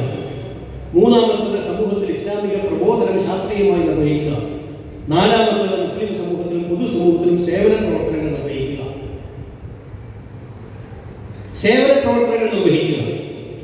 ഇതിൽ ഏതാണ് യഥാർത്ഥത്തിൽ തീവ്രവാദം? ഇതിൽ ഏതാണ് മതരാഷ്ട്രം? വ്യക്തികളെ സംശുദ്ധമായി, പ്രസ്ഥാന പ്രവർത്തകരെ സംശുദ്ധമായി സംസ്കരിക്കൽ മതരാഷ്ട്രമാണോ? തീവ്രവാദ പ്രവർത്തനമാണോ? ഈ സമൂഹത്തിൽ അധാർമിക പ്രവണതകൾ ഉണ്ടാകുന്ന സംശുദ്ധമായ സമൂഹത്തെ കെട്ടിപ്പടുക്കണം. ഇത് മതരാഷ്ട്രമാണോ? അധാർമികമാണോ? പൊതുസമൂഹത്തിൽ ഇസ്ലാമിക പ്രബോധനം നിർവഹിക്കുക, ഇത് അധാർമികമാണോ? മതരാഷ്ട്രമാണോ? എല്ലാ സമുദായങ്ങളും ഭാഗത്ത് ഏറ്റവും വ്യവസ്ഥാപിതമായ ജനസേവനം നടത്തുന്ന പ്രസ്ഥാനമാണ് ജമാഅത്തെ ഇസ്ലാമി. എല്ലാവർക്കും അറിയാം, ഇന്ത്യയിലെ ഏറ്റവും പ്രധാനപ്പെട്ട ജനസേവന പ്രസ്ഥാനം ജമാഅത്തെ ഇസ്ലാമിയാണ്. അതിന് ആനുകൂല്യം എല്ലാവർക്കും കിട്ടുന്നു. ഇതാണോ ഒരു വർഗീയ പ്രവർത്തനം? ഇതാണോ മതരാഷ്ട്രം? അപ്പൊ ഇതിലേതാണ് വർഗീയത? ഇതിലേതാണ് മതരാഷ്ട്രം? ഈ നാലാണ്. ഒന്ന് വ്യക്തി സംസ്കരണം, സമൂഹ സംസ്കരണം, ആദർശ പ്രബോധനം, ജനസേവനം. ഇതിലേതാണ് മതരാഷ്ട്രം? അപ്പൊ ജമാഅത്തെ ഇസ്ലാമിന്റെ ആദർശത്തിലോ ജമാഅത്തെ ഇസ്ലാമിന്റെ ലക്ഷ്യത്തിലോ ജമാഅത്തെ ഇസ്ലാമിന്റെ പ്രവർത്തന മാർഗത്തിലോ ഈ പറയപ്പെട്ട മതരാഷ്ട്രമോ വർഗീയതയോ ചൂണ്ടിക്കാൻ നാലാമത്തെ കാര്യം ജമാഅത്തെ ഇസ്ലാമിന്റെ നയനിലപാടാണ്. അതിന്റെ ഭരണഘടനയിൽ കൃത്യമായി എഴുതിയിരിക്കുന്നു, ജമാഅത്തെ ഇസ്ലാമി ഒരിക്കലും നിയമവിരുദ്ധമായ ഒരു മാർഗവും സ്വീകരിക്കില്ല, അക്രമാസക്തമായ ഒരു വഴിയും സ്വീകരിക്കില്ല, വർഗപരമോ വർഗീയമോമായ ചേരിതിരിവുണ്ടാക്കുന്ന ഒരു പ്രവൃത്തിയും ജമാഅത്തെ ഇസ്ലാമി ചെയ്യില്ല. വർഗപരമോ എന്ന് പറഞ്ഞിരിക്കുന്നത് വർഗപരമോ വർഗീയമോ ആയ ചേരിതിരിവുണ്ടാക്കുന്ന ഒരു പ്രവൃത്തിയും ജമാഅത്തെ ഇസ്ലാമി ചെയ്യില്ല. അതുകൊണ്ടാണ് ജമാഅത്തെ ഇസ്ലാമിക്ക് 75 വർഷത്തെ ചരിത്രം ചൂണ്ടിക്കാണിച്ചുകൊണ്ട് ആരുടെ മുമ്പിൽ വെല്ലുവിളിക്കാം, ജമാഅത്തെ ഇസ്ലാമി പ്രവർത്തകരുടെ ഭാഗത്തുനിന്നോ പ്രസ്ഥാനത്തിന്റെ ഭാഗത്തുനിന്നുള്ള ഒരു വർഗീയ നിലപാട് ചൂണ്ടിക്കാണിക്കുക. ഒരു വർഗീയ നിലപാട് ഈ 75 വർഷത്തെ ചരിത്രത്തിൽ വർഗീയത്തിന് ഒരു കളങ്കവും ഏൽക്കാത്ത പ്രസ്ഥാനമാണ് എന്ന് അഭിമാനത്തിന് പറയാൻ കഴിയും. കാരണം അത് എഴുതി വെച്ചിരിക്കുകയാണ്. വർഗപരവും സ്വീകരിക്കില്ല, മുതലാളി തൊഴിലാളി വർഗം അല്ലെങ്കിൽ ആ ജാതി ഈ ജാതി വർഗം വർഗപരവും സ്വീകരിക്കില്ല, വർഗീയവും സ്വീകരിക്കില്ല. വർഗീകരിക്കുക എന്നത് വർഗപരമായാലും വർഗീയമായാലും ജനങ്ങളെ വർഗീകരിക്കുക എന്നത് നേരത്തെ പറഞ്ഞ ഇന്റഗ്രിറ്റിയാണ്, സെഗ്രിഗേഷനാണ്. ഒരിക്കലും സ്വീകരിക്കുക. കൃത്യമായി ജമാഅത്തെ ഭരണഘടന എഴുതി വെച്ചിരിക്കുക. 75 വർഷത്തെ ചരിത്രത്തിൽ ഇന്നേ വരെ ജമാഅത്തെ ഇസ്ലാമിയുടെ ഭാഗത്തുനിന്ന് ഒരു വർഗീയ നിലപാട് ഉണ്ടായിട്ടില്ല. എന്നിട്ട് ഇപ്പോൾ പറയുകയാണ് മാറാട് കലാപത്തിൽ ജമാഅത്തെ ഇസ്ലാമി. പ്രിയപ്പെട്ട സുഹൃത്തുക്കളെ, മാറാട് കലാപത്തിൽ ആരുടെയൊക്കെയാണ് കുട്ടികളെന്ന് ഞാൻ ഈ വേദിയിൽ ആരെയും ആരോടും ഉന്നയിക്കാൻ ഉദ്ദേശിക്കുന്നില്ല. നിങ്ങൾക്ക് എല്ലാവർക്കും അറിയാം, അത് പബ്ലിക് ഡൊമൈനിൽ ലഭ്യമായ വിവരങ്ങളാണ്. ജമാഅത്തെ ഇസ്ലാമിന് അമീറാണ് ആദ്യമായി അങ്ങോട്ട് കടന്നതോടെ സമാധാനം ശ്രമിച്ചത്. ഒരു മാറാട് കലാപത്തിന് അടുത്തുകൂടി ഇപ്പോൾ ജമാഅത്തെ ഇസ്ലാമി പോയിട്ടില്ല. എന്നിട്ട് ജമാഅത്തെ ഇസ്ലാമി രാജ്യത്തെ കേരളത്തിൽ എന്ത് കലാപം ഉണ്ടാക്കിയെന്നാണ് പറയുന്നത്? ആർക്കെങ്കിലും ഇന്നേ വരെ പറഞ്ഞിട്ടുണ്ടോ അങ്ങനെ ഒരു ആരോപണം? ഈ കഴിഞ്ഞ ഒരു 2 ആഴ്ച 3 ആഴ്ചയ്ക്ക് ഇപ്പത്തേക്കല്ലാതെ ഇന്ത്യ രാജ്യത്ത് ആരെങ്കിലും ജമാഅത്തെ ഇസ്ലാമി സുപ്രീം കോടതിയിൽ പോലും ഒരു വർഗീയ കലാപം ഉണ്ടാക്കി എന്ന് ജമാഅത്തെ ഇസ്ലാമിക്ക് പറ്റി സ്ഥാപിക്കാൻ ഇന്ത്യ സർക്കാരിന് കഴിഞ്ഞിട്ടില്ല. ഇന്ദിരാഗാന്ധിയുടെ സർക്കാരിന് കഴിഞ്ഞിട്ടില്ല, നരസിംഹറാവുവിന്റെ സർക്കാരിന് കഴിഞ്ഞിട്ടില്ല, നരേന്ദ്രമോദി സർക്കാരിന് കഴിഞ്ഞിട്ടില്ല. പിന്നെ എന്ത് ബേസിൽ മാറാട് കലാപത്തെ പറ്റി ജമാഅത്തെ ഇസ്ലാമി ചേർത്ത് പറയുന്നു? ഇതൊരു ഗുരുതരമായ പാതകമാണ് ചെയ്തുകൊണ്ടിരിക്കുന്നത്. ഇതെന്തിനു വേണ്ടി? ഇതെന്തിനു വേണ്ടിയാണ് പറയുന്നത്? ഒരു കാര്യം ഞാൻ സൂചിപ്പിക്കുക, മാറാട് കലാപം 2003-ലാണ്. 2006-ൽ നടന്ന നിയമസഭാ തെരഞ്ഞെടുപ്പിലാണ് ജമാഅത്തെ ഇസ്ലാമി കേരളത്തിൽ ഉടനീളം 140 നിയോജക മണ്ഡലങ്ങളിലും ഇടതുപക്ഷത്തിന് വോട്ട് ചെയ്യാൻ തീരുമാനിക്കുന്നത്. ഞാൻ ആ കാലഘട്ടത്തിൽ ദീർഘമായ കാലഘട്ടം ജമാഅത്തെ ഇസ്ലാമിയുടെ ഏറ്റവും ഉയർന്ന ഷൂറ ബോഡിയിൽ ഉണ്ടായിരുന്ന 20 വർഷത്തോളം ഉണ്ടായിരുന്ന വ്യക്തിയാണ്. ഈ ലേറ്റസ്റ്റ് ഷൂറയിൽ മാത്രമേ ഞാൻ ഉണ്ടാക്കുള്ളൂ. ഇന്നത്തെ മുഖ്യമന്ത്രി അന്നത്തെ പാർട്ടി സെക്രട്ടറിയുമായി നടന്ന സംഭാഷണം ഞാൻ ഇപ്പോൾ വിശദീകരിക്കുന്നില്ല. ഞാൻ ജമാഅത്തിന്റെ അമീറിനോട് പോലും ചോദിച്ചപ്പോൾ അത് പാർട്ടി നയപരമായ ചർച്ചയാണ്, നമ്മൾ അനലൈസ് ചെയ്യാൻ ഉദ്ദേശിക്കുന്നില്ല. പക്ഷേ ആ തീരുമാനം എടുക്കുന്ന വേദിയിൽ ഉണ്ടായിരുന്ന വ്യക്തിയാണ്. മാറാട് കലാപം കഴിഞ്ഞ ആദ്യത്തെ തെരഞ്ഞെടുപ്പിൽ കേരളത്തിലെ 140 നിയോജകമണ്ഡലം ഇടതുപക്ഷത്തിന് വോട്ട് ചെയ്തപ്പോൾ ഇടതുപക്ഷത്തിനോ നമ്മുടെ മുഖ്യമന്ത്രി പിണറായി വിജയൻ തോന്നിയില്ല ഇവർ മാറാട് കലാപത്തിൽ പങ്കെടുത്ത വർഗീയവാദികളാണ്, ഇവരുടെ പിന്തുണ സ്വീകരിക്കാം. 2006 ഇടതുപക്ഷം വിജയിച്ചു. 2011 UDF വിജയിച്ചു, മുസ്ലിം ലീഗ് വിജയിച്ചു. ആ 5 വർഷം കേരളത്തിൽ UDF ആണ് ഭരിച്ചത്. ആ 5 വർഷം UDF ഭരിച്ചപ്പോഴും കേരളത്തിൽ മാറാട് ആവർത്തിച്ചിട്ടില്ല. പക്ഷെ എന്ന് പറയുന്നു 2026 മുതൽ 31 വരെ എങ്ങാനും അബദ്ധവശാൽ UDF വന്നാൽ ജമാഅത്തെ ഇസ്ലാമിൽ ലീഗ് കൂടി ചേർന്ന് മാറാടുകൾ സൃഷ്ടിക്കുമെന്ന് പറയുമ്പോൾ നമ്മൾ എന്താണ് ഇങ്ങനെയൊക്കെ ഉത്തരവാദിത്തപ്പെട്ട ആളുകൾ സംസാരിക്കുന്നത് എന്ന വേദനയാണ്. ഞാൻ ആരെ പറ്റി ആരോട് പറയാനാണ് ഉദ്ദേശിക്കുന്നത്?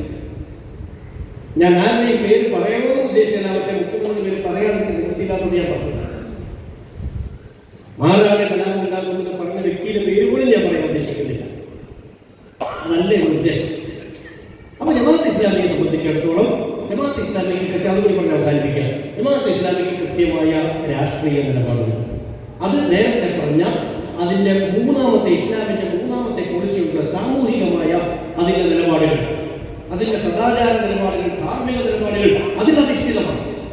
അതോടൊപ്പം തന്നെ ഈ രാജ്യത്തിന്റെ മതനിരപേക്ഷത സംരക്ഷിക്കുക എന്ന നിലപാടുമുണ്ട്. അതോടൊപ്പം ഈ രാജ്യത്തിലെ ന്യൂനപക്ഷങ്ങളുടെ അവകാശ സംരക്ഷണം, ഈ ബഹുമുഖമായി ലക്ഷ്യം വെച്ചുകൊണ്ടാണ് ജമാഅത്തെ ഇസ്ലാമി രാഷ്ട്രീയ നിലപാട് സ്വീകരിക്കുന്നത്.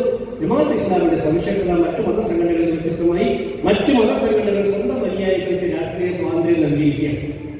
എന്തുവാകട്ടെ, ജമാഅത്തെ ഇസ്ലാമി സ്വന്തം അനുയായികൾക്ക് അങ്ങനെ രാഷ്ട്രീയ സ്വാതന്ത്ര്യം നൽകിയിട്ടില്ല. ജമാഅത്ത് തന്നെ ഒരു രാഷ്ട്രീയ നിലപാട് സ്വീകരിക്കും. അടിയന്തരാവസ്ഥ കഴിഞ്ഞപ്പോൾ അടിയന്തരാവസ്ഥയിൽ ജമാഅത്തെ ഇസ്ലാമി നിരോധിച്ചു. നൂറുകണക്കിന് ആളുകളെ അറസ്റ്റ് ചെയ്തു. 6-7 ആളുകൾ ജയിലിൽ മരണപ്പെട്ടു. അതിനുശേഷമുള്ള തെരഞ്ഞെടുപ്പിൽ ഇന്ദിരാഗാന്ധി തോൽക്കുമെന്ന് ഉറപ്പിച്ചുകൊണ്ടൊന്നുമല്ല ജമാഅത്തെ ഇസ്ലാമി ഇന്ദിരാഗാന്ധിക്കെതിരെ വോട്ട് ചെയ്യാൻ തീരുമാനിച്ചത്. അതിനുശേഷമുള്ള തെരഞ്ഞെടുപ്പിൽ ഇന്ദിരാഗാന്ധി ജയിച്ചാൽ അത് ജനാധിപത്യത്തിന് വലിയ അപകടകരമായ ഒരു മെസ്സേജ് നൽകും. ഇന്ദിരാഗാന്ധി ജയിച്ചു വന്നിരുന്നുവെങ്കിൽ ഇന്ദിരാഗാന്ധിക്കെതിരെ നിലനിർത്തിച്ച ഇന്ദിരാഗാന്ധി നിരോധിച്ച ജമാഅത്തെ ഇസ്ലാമിക്ക് എന്തെല്ലാം പ്രത്യാഘാതങ്ങൾ നേരിടേണ്ടി വരുമായിരുന്നു എന്ന് പ്രിയപ്പെട്ട സുഹൃത്തുക്കളെ നിങ്ങളൊന്ന് സങ്കല്പിച്ചു നോക്കുക. 77 ഇന്ദിരാഗാന്ധി ജയിച്ചു എന്ന് നോക്കുക. ജമാഅത്തെ ഇസ്ലാമി ഓൾറെഡി നിരോധിച്ചിരിക്കുകയാണ്. ആ ഇന്ദിരാഗാന്ധി വീണ്ടും ജയിച്ചു വന്നാൽ ഓൾറെഡി നിരോധിക്കപ്പെട്ട ജമാഅത്തെ ഇസ്ലാമിയോട് ഇലക്ഷനിൽ ഇന്ദിരാഗാന്ധിക്കെതിരെ ജനതാ പാർട്ടിയെ സപ്പോർട്ട് ചെയ്ത ജമാഅത്തെ ഇസ്ലാമിയുടെ ഇന്ദിരാഗാന്ധി എന്തൊക്കെ ചെയ്യുമായിരുന്നു എന്ന് ആലോചിച്ചു നോക്കാം. പക്ഷെ അത് ഭയപ്പെട്ടില്ല. കാരണം ഇത് പൊളിറ്റിക്കൽ നിലപാടാണ്, ഇത് മത നിലപാടല്ല, ഇത് മുസ്ലിങ്ങൾക്ക് വേണ്ടി മാത്രമുള്ള നിലപാടല്ല, ഇത് ജമാഅത്തെ ഇസ്ലാം മാത്രം നിലപാടല്ല. ജമാഅത്തെ ഇസ്ലാമി ശക്തമായ നിലപാട് സ്വീകരിച്ചു. പക്ഷേ ഇന്ത്യയിലെ ഒരു മുസ്ലിം സംഘടനയും ആ നിലപാടല്ല അനുയായികൾ പണം ചെയ്യുന്നതാണ്. പക്ഷേ മുസ്ലിം സംഘടനകൾ ആരും ആ നിലപാട് സ്വീകരിക്കുന്നില്ല. അത് നയപരമാണോ അതോ ഭയന്നിട്ടാണോ എന്നൊന്നും ഞാൻ പറയാൻ ഉദ്ദേശിക്കുന്നില്ല. പക്ഷെ ജമാഅത്തെ ഇസ്ലാമി പോളിസിയാണ്. അങ്ങനെ മുമ്പോട്ട് പോയി. ബാബരി മസ്ജിദ് രൂക്ഷമായി, സംഘപരിവാർ രൂക്ഷമായിരുന്നപ്പോൾ അന്ന് നമ്മൾ കോൺഗ്രസിലെ നരസിംഹറാവ് അടക്കമുള്ള ആളുകൾ സംഘപരിവാറിന് അനുകൂലമായ നിലപാട് സ്വീകരിച്ചപ്പോൾ അതിനെ എതിർത്ത് നിൽക്കുന്ന ഒരു ഗ്രൂപ്പ് എന്നതിലേക്ക് ഇടതുപക്ഷത്തിന്റെ മെജോറിറ്റിയുള്ള ഗ്രൂപ്പായിരുന്നു ഈ രാജ്യത്തെ മതനിരപേക്ഷതയ്ക്ക് വേണ്ടി ശക്തമായി ഉറപ്പിച്ചിരുന്നത്. അന്ന് മുതൽ ജമാഅത്തെ ഇസ്ലാമി ദീർഘമായി ജമാഅത്തെ ഇസ്ലാമി ഇടതുപക്ഷത്തിന് അനുകൂലമായി വോട്ട് ചെയ്തു. അന്നൊന്നും ആരും ഒന്നും പറഞ്ഞില്ല. അതിനൊന്നും കാര്യം ഞാൻ പറയാൻ ഉദ്ദേശിക്കുന്നില്ല. പിന്നെ എപ്പോഴാണ് ജമാഅത്തെ ഇസ്ലാമി വീണ്ടും UDF 19 കേന്ദ്രത്തിൽ BJP അധികാരത്തിൽ വരികയും കേന്ദ്രത്തിൽ പ്രതിപക്ഷ സ്ഥാനത്ത് മേജർ പാർട്ടി കോൺഗ്രസ് ആണ്. ആ കോൺഗ്രസ് ഒന്നെങ്കിലേ കാര്യമുള്ളൂ, ഏതാനും ചില കമ്മ്യൂണിസ്റ്റ് പാർട്ടികൾ മാത്രം വന്നിട്ട് കാര്യമില്ല എന്ന ഒരു പൊളിറ്റിക്കൽ നിലപാട് സ്വീകരിച്ചുകൊണ്ട് CPM-നുള്ള വിരോധം കൊണ്ടൊന്നുമല്ല, ഒരു പൊളിറ്റിക്കൽ സ്റ്റാൻഡ് സ്വീകരിച്ചുകൊണ്ട് 2019 ജമാഅത്തെ ഇസ്ലാമി കേന്ദ്രത്തിൽ കോൺഗ്രസ് വോട്ട് ചെയ്യാൻ തീരുമാനിച്ചപ്പോഴാണ് കേരളത്തിലെ CPM എന്ന് പറയുന്ന ഇടതുപക്ഷ പ്രസ്ഥാനം വീണ്ടും ജമാഅത്തിനെതിരെ രംഗത്തുണ്ട്. ജമാഅത്തെ ഇസ്ലാമിയാണ് വർഗീയ പ്രസ്ഥാനമാണ്, തീവ്രവാദ പ്രസ്ഥാനമാണ്, മതരാഷ്ട്രവാദികളാണ് എന്ന ക്യാമ്പയിൻ 2019 വീണ്ടും തുടങ്ങുന്നത്.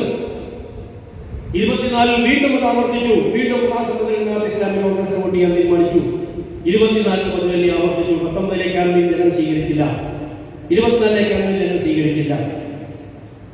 പാലക്കാട് തെരഞ്ഞെടുപ്പ് വന്നു, അതേ ക്യാമ്പയിൻ വീണ്ടും ആവർത്തിച്ചു. നിലമ്പൂരിൽ വന്നു, അതേ കാര്യം വീണ്ടും ആവർത്തിച്ചു. പഞ്ചായത്ത് ഇലക്ഷൻ വന്നു, നാട് നീളം അത് തന്നെ പറഞ്ഞു. മുഖ്യമന്ത്രി 5 യോഗങ്ങളിലാണ്, പത്രസമ്മേളനത്തിലാണ് ഇതേ കാര്യം എടുത്തെടുത്ത് ആവർത്തിച്ചു പറഞ്ഞത്. ജമാഅത്തെ ഇസ്ലാമി CPM വിരോധത്തിന്റെ പേരിൽ പറഞ്ഞതല്ല. അങ്ങനെയാണ് ദീർഘകാലം വോട്ട് ചെയ്യുന്നത്. ഇപ്പോഴും അമീർ അവസാനം പറഞ്ഞിരിക്കുന്നതാണ് കേരളത്തിലെ തെരഞ്ഞെടുപ്പിൽ BJP 10 സീറ്റ് ലക്ഷ്യമെടുക്കുന്നുണ്ട്. അതിൽ 40 സീറ്റുകൾ തെരഞ്ഞെടുത്തിട്ടുണ്ട്. എവിടെയെങ്കിലും BJP-യും മറ്റൊരു കക്ഷിയും തമ്മിൽ മത്സരത്തിരിക്കുകയാണെങ്കിൽ അത് LDF UDF എന്ന് നോക്കാതെ അതിൽ മെജോറിറ്റിയുള്ള ശക്തമായി നിൽക്കുന്ന കക്ഷി LDF-എങ്കിൽ അവർക്ക് വോട്ട് ചെയ്യും, UDF-എങ്കിൽ അവർക്ക് വോട്ട് ചെയ്യും. ഏത് LDF? ജമാഅത്തെ ഇസ്ലാമി മാറാട് കലാപത്തിൽ പങ്കെടുത്തു എന്ന് പരസ്യമായി പറഞ്ഞ CPM-ന്റെ സ്ഥാനാർത്ഥികൾക്ക് 2026 തെരഞ്ഞെടുപ്പിൽ BJP ജയിച്ചാൽ ജമാഅത്തെ ഇസ്ലാമി വോട്ട് ചെയ്യും. നിങ്ങളൊന്ന് ആലോചിച്ചു പ്രിയപ്പെട്ട സുഹൃത്തുക്കളെ. അപ്പൊ CPM-നോട് ജമാഅത്തെ ഇസ്ലാമിക്ക് മൗലികമായ വിരോധം, ആദർശപരമായ വിയോജിപ്പെട്ടതാണ് നിൽക്കുന്നത്. ഒരു രാഷ്ട്രീയ പാർട്ടി എന്ന നിലയ്ക്ക് ഇന്ത്യയിൽ പാർലമെന്റിൽ 56 സീറ്റ് കിട്ടി. AKG പ്രതിപക്ഷ നേതാവായ പാർട്ടിയാണ്. ആ പാർട്ടിയിൽ നിന്ന് 6 സീറ്റിലേക്ക് താഴ്ന്നത് എന്തുകൊണ്ട് എന്ന് അവർ ആത്മപരിശോധന നടത്തണം. ബംഗാളിൽ സിംഗു നന്ദിഗ്രാം സമരം നടക്കുമ്പോൾ അന്നത്തെ അവിടുത്തെ ജനറൽ സെക്രട്ടറിയായ മുഹമ്മദ് സലീം